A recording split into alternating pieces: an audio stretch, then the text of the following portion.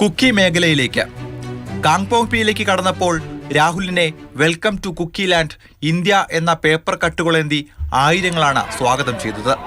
ജയ് ശ്രീറാമല്ല ജയ് ഹിന്ദ് എന്ന മുദ്രാവാക്യങ്ങൾ അലയടിച്ചു. ആയിരങ്ങളാണ് റോഡരികിൽ യാത്രയെ അനുഗമിക്കാൻ അഭിവാദ്യമർപ്പിച്ച് അണിനിരുന്നത്. ബസ്സിൽ നിന്നിറങ്ങിയ രാഹുൽ ജനങ്ങളുടെ അടുത്തേക്ക് ചെന്നു.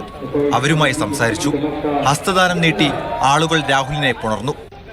ഒരു നോക്കു കാണാൻ കാത്തുനിന്നവരെ ബസ്സിനകത്തേക്ക് വിളിച്ചു കയറ്റി ദുരിതങ്ങൾ നേരിട്ടറിഞ്ഞു.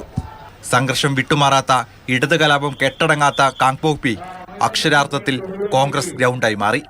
സമീപകാലത്ത് ഒരു രാഷ്ട്രീയ പാർട്ടിക്കും മണിപ്പൂരിൽ കിട്ടാത്തത്ര സ്വാധീനവും പിന്തുണയും ഇതാ രാഹുൽ ഗാന്ധിക്കും കോൺഗ്രസിനും ലഭിച്ചുകൊണ്ടിരിക്കുന്നു. സേനാപതി പിന്നിട്ട് കാരോങ് വഴി നാഗാലാൻഡിലേക്ക്.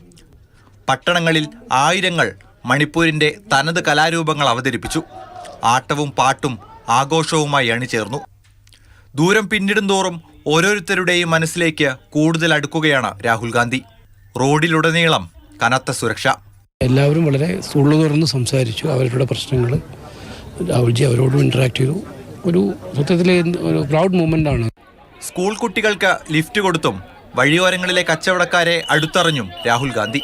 നാഗാലാൻഡിലേക്ക് പ്രവേശിക്കവേ മാവോ ഗേറ്റിൽ വൻ ജനാവലി. PCC മേഖല മാറിയതോടെ നാഗാലാൻഡ് പ്രദേശ് കോൺഗ്രസ് കമ്മിറ്റിക്ക് പതാകയും കൈമാറി.